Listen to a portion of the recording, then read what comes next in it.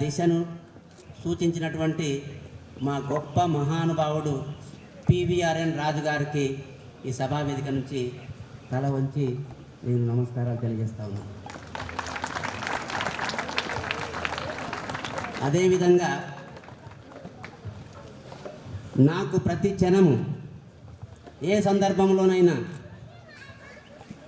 అది ఉద్యోగరీత్యా కానివ్వండి, ఫ్యామిలీ పరంగా ఉన్నటువంటి సమస్యల పరంగా కానివ్వండి, నాకు అడుగడుగున నా భుజము తట్టి ముందు చూపు చూపించి నా యొక్క గమ్యాన్ని చేరేంతవరకు నా వెన్ను తట్టినటువంటి మా పెద్దన్న బుచ్చిరెడ్డి గారికి, అదేవిధంగా నాకు అత్యంత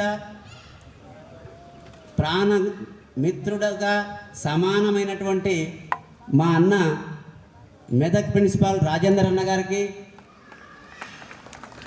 అదేవిధంగా ఈ సమావేశంలో ఈ సభకి హాజరైనటువంటి నా బాల్య మిత్రులు, స్కూల్ నుంచి నాతో పాటు నా వెంట నడిచినటువంటి వాళ్ళ వెంట నడిచినటువంటి నా మిత్ర బృందము నా ముందు నిలబడ్డది. వాళ్ళను చూసి నా యొక్క జీవితం ధన్యమైందని నేను భావిస్తూ ఉన్నాను. ఎందుకంటే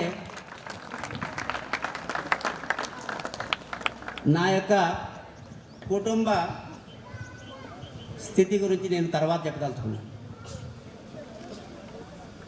రెండవది, నా స్కూల్ మేట్స్ నుంచి, నా డిగ్రీ మేట్స్ నుంచి, నాతో పాటు పీజీ చేసినటువంటి నా ఆప్త మిత్రుడు, నా ప్రాణ స్నేహితుడు, ఒకే ప్లేట్లో అన్నం తిన్నటువంటి మా అన్న దర్గయ్య అన్నగారికి, నేను పనిచేసినటువంటి వివిధ ఆర్గనైజేషన్లో నాతో పాటు పనిచేసినటువంటి మిత్రులందరికీ, అది నవోదయ పాఠశాల కానివ్వండి, నవోదయకు రాకముందు పనిచేసినటువంటి ఆదర్శ జూనియర్ కాలేజ్ మహబూబ్ నగర్ నుంచి వచ్చినటువంటి మిత్ర బృందానికి కానీ, ఒంగోలు 30 సంవత్సరాల కిందట నేను ఒంగోలులో పనిచేశాను. ఆ రోజు నుంచి కూడా గుర్తుంచుకొని ఈ సమావేశానికి వచ్చినటువంటి నా శిష్య బృందానికి మరొకసారి నేను శిరస్సు వంచి నమస్కరిస్తున్నాను.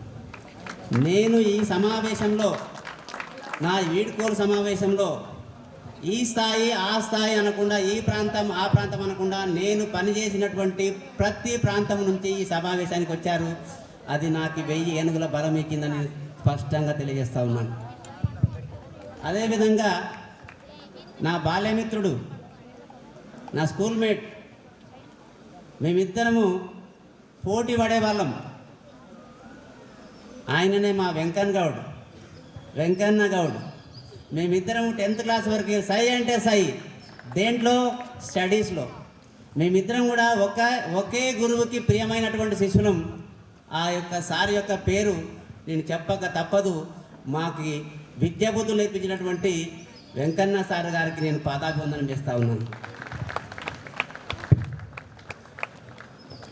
నేను ఈరోజు మీ ముందు, మీరు ఎంతో అద్భుతంగా చెప్పారు నా గురించి. చాలా ఫిజిక్స్ ఇట్లా చెప్తాడు, అట్లా చెప్తాడు, చాలా డిసిప్లిన్గా ఉంటాడు, చాలా కమిట్మెంట్గా పనిచేస్తున్నాడు అని. ఇవన్నిటి వెనక, ఈ అన్నిటికీ మూల కారణం నాకు ఆ రోజు విద్యాబుద్ధులు అందించినటువంటి మా గురువర్యులు మాత్రమే.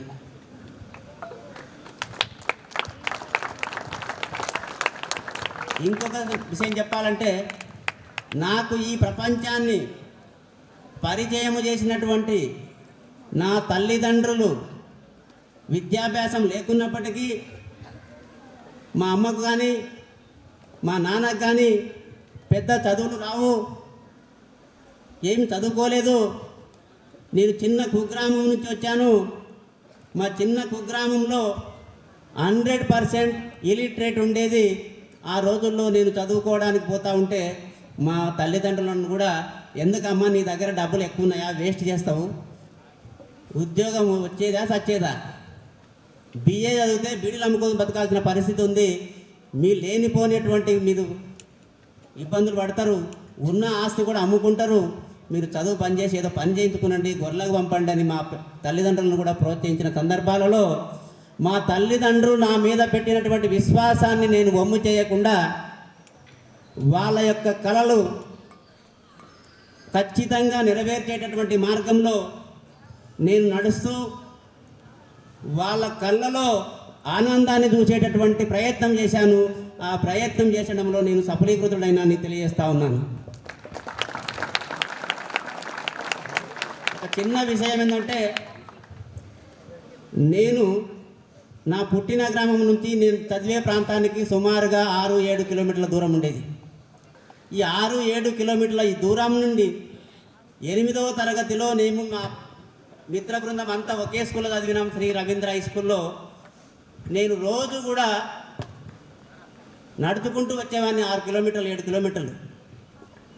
ఒక 8వ తరగతి మొత్తం నడుచుకుంటూ వచ్చి 8 పాస్ అయిన తర్వాత 9వ తరగతిలో నాకు బీసీ హాస్టల్లో అడ్మిషన్ వచ్చింది.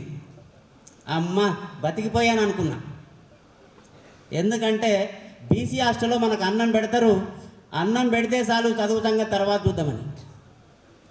అటువంటి కఠినమైనటువంటి పరిస్థితులలో నాకు బీసీ హాస్టల్లో అడ్మిషన్ దొరికింది. ఆ బీసీ హాస్టల్ కూడా నేను ఉన్నటువంటి స్కూల్కి 3 కిలోమీటర్ల దూరం ఉండేది. ఉదయం బ్రేక్ఫాస్ట్ తర్వాత నేను 3 కిలోమీటర్లు నడిచి స్కూల్కి పోవాలి. మధ్యాహ్నం 1:30 తర్వాత 3 కిలోమీటర్లు పోయి లంచ్ చేయాలి. 3 కిలోమీటర్లు తిరిగి వచ్చి నేను మధ్యాహ్నం క్లాసులో హాజరు కావాలి. సాయంత్రం మళ్ళీ 3 కిలోమీటర్లు తిరిగి హాస్టల్కి వెళ్ళాలి. ఇటువంటి కష్ట పరిస్థితులలో నా కష్టాన్ని, నా యొక్క బాధలని అర్థం చేసుకొని నా మిత్రులు ఒక సలహా చెప్పారు. ఆ మిత్రులు చెప్పినటువంటి మిత్రులలో నా మిత్రుడు ప్రథమ లైన్లో ఉన్నాడు, రామలింగేశ్వర కాంబ్లే. నన్ను జనరల్గా మా వాళ్ళు ఏమని పిలుస్తారంటే, మీరంతా గురు జానకిరాములు గురు జానకిరాములు అని అంటున్నారు, కానీ మా వాళ్ళు నన్ను జాకీ జాకీ జాకీ అనేవాళ్ళు. అరే జాకీ, నువ్వు ఒక పని చేయరా, నువ్వు అంత దూరం పోయి రావడం చాలా కష్టంగా అనిపిస్తుంది మాకు. మన మిత్రుడు ఇంకొక మిత్రుడు కూడా ఉన్నాడు, మనం అందరం కూడా ఇక్కడనే చదువుకుందాం, కంబైన్డ్ స్టడీ చేద్దాం, కష్ట సుఖాలు పంచుకుందాం అని మేము ముగ్గురం కలిసి కంబైన్డ్ స్టడీ స్టార్ట్ చేశాం 10th క్లాస్లో. ఆ మిత్రుడే మరి యొక్క మిత్రుడు, నా ప్రాణ స్నేహితుడు బి నవీన్ కుమార్. ఆ నవీన్ కుమార్ కూడా ఈ సందర్భంగా నేను గుర్తు చేసుకుంటున్నాను. అదేవిధంగా నా బాల్యమిత్రుడు, గణిత పితామహుడు, 100కి 100% మార్కులు తెచ్చేటటువంటి శక్తి ఉన్నటువంటి మా బాబురెడ్డి గారు కూడా ఇక్కడే ఉన్నారు. ఇవన్నీ ఒక రకమైనటువంటి ప్రయాణం. ఈరోజు మీ ముందు ఫిజిక్స్ చెప్తా ఉన్నాను, ఈరోజు మీ ముందు నిలబడి ఈ విధంగా మాట్లాడుతూ ఉన్నాను. దానికి కారణం నా మిత్రుల యొక్క ప్రేరణ, నా మిత్రుల యొక్క సహకారం. ఎందుకంటే నేను చిన్న పొరపాటు చేశాను 8th క్లాస్లో. ఆ రోజుల్లో మాకు 2 మ్యాథమెటిక్స్ ఉండేటివి. 8th క్లాస్ తర్వాత జనరల్ మ్యాథమెటిక్స్, కాంపోజిట్ మ్యాథమెటిక్స్ అని 2 సబ్జెక్టులు ఉండేటివి. మ్యాథమెటిక్స్లో ఎవరైతే నిష్ణత ఉన్నదో, ఎవరికైతే పర్ఫెక్ట్ పట్టుదల ఉన్నదో వాళ్ళకి మాత్రమే కాంపోజిట్ మ్యాథమెటిక్స్ ఇచ్చేవాళ్ళు, మిగతా వాళ్ళకి జనరల్ మ్యాథమెటిక్స్ ఇచ్చేవాళ్ళు. ఎవరైతే జనరల్ మ్యాథమెటిక్స్ చదువుతారో వాళ్ళకి ఎంపీసీ అలౌడ్ ఉండదు. ఎంపీసీ అలౌడ్ లేకపోతే నువ్వు మ్యాథ్స్ లెక్చరర్ కాలేవు, ఫిజిక్స్ లెక్చరర్ కాలేవు. నేను జనరల్ మ్యాథమెటిక్స్ చదివాను 8th క్లాస్. మా మిత్రుల ప్రేరణ ద్వారా నేను 9th క్లాస్లో కాంపోజిట్ కావాలని నేను పట్టుబట్టాను. కానీ ఆ రోజుల్లో మాకున్నటువంటి ప్రధానాచార్యులు గారు హనుమంతు గారు అనే సార్ ఉండేవాళ్ళు మాకి. ఆ సార్ దగ్గర దర్వాజా దగ్గర నిలబడి, ఏమిరా వచ్చావు? Sir composite. నీకు మ్యాథమెటిక్సే రాదు, నీకు ఏబిసిడీలే రావు మ్యాథమెటిక్స్లా, get out from my room, నువ్వు ఫెయిల్ అయిపోతావు, క్లాసులోకి వెళ్ళి పని తరిమిన సందర్భాలు కోకొల్లలు. అయితే ఏదో ఒక్కరోజు మాత్రం నేను సాహసించాను, ధైర్యం చేశాను. ఆ ధైర్యాన్నే ఈరోజు మీ ముందు నన్ను నిలబెట్టింది. ఏంది ఆ ధైర్యం అంటే, నేను మళ్ళా తిరిగిపోయాను ప్రిన్సిపాల్ ఛాంబర్ గారికి, హెడ్ మాస్టర్ దగ్గరికి. ఏంద్రా మళ్ళీ వచ్చావు? సార్ నాకు ఎంపీసీ కావాలి, కాంపోజిట్ కావాలి మ్యాథమెటిక్స్. ఇవ్వనన్నాడు. కాంపోజిట్ ఇస్తే ఇవ్వండి, లేకపోతే నాకు టీసీ ఇవ్వండి అని ధైర్యం చేశాను. ఆ రోజు ఆయన కోపం వచ్చింది. అరే నీవు చాలా మొండోడవు, 10th క్లాస్లో కంపల్సరీ నువ్వు ఫెయిల్ అవుతావు, అయినా చెప్పినా ఇంటలేవు, పోరా నీ కర్మ, నువ్వు కాంపోజిట్లో కూర్చోపో ఈరోజు అని ఆయన ధైర్యంగా నన్ను ఆ క్లాస్లో పెట్టాడు. ఆ రోజు నుంచి మా మిత్రుల సహకారంతో కాంపోజిట్ మ్యాథమెటిక్స్లో చాలా ఖచ్చితమైనటువంటి మార్కులు సాధించాను. అదేవిధంగా ఇంటర్ గ్రూప్లో కూడా మేము నలుగురమే ఫస్ట్ క్లాస్ పాస్ అయ్యారు రవీంద్ర హై స్కూల్ నుంచి 10th క్లాస్ నుంచి. ఆ విధంగా నా ప్రస్తావన జరిగింది. ఇంటర్మీడియట్ కూడా గద్వాల కాలేజీలో చదివాం. ఇంటర్మీడియట్ తర్వాత డిగ్రీ అడ్మిషన్స్ అక్కడే చేశాం. డిగ్రీలో నేను 3 సంవత్సరాలు ఎంపీసీ గ్రూప్ చదివాను.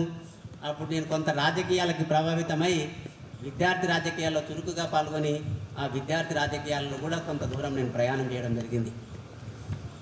ఆ డిగ్రీ సందర్భంలో నాకు బోధించినటువంటి ఉపాధ్యాయులు ఎవరైతే ఉన్నారో ఆ రోజు లెక్చరర్స్, మ్యాథమెటిక్స్ మాకు చెప్పేవాళ్ళు మహాదేవయ్య గారు, బుచ్చిలింగం గారు.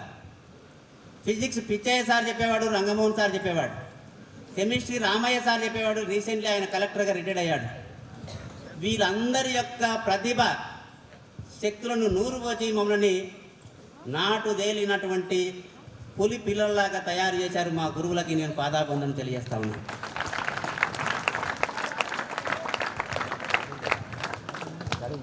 ఆ రోజుల్లో నాకు తెలిసి నేను బీఎస్సీ 3rd ఇయర్ చదువుతా ఉన్నాను. 3rd ఇయర్ తర్వాత నెక్స్ట్ నేను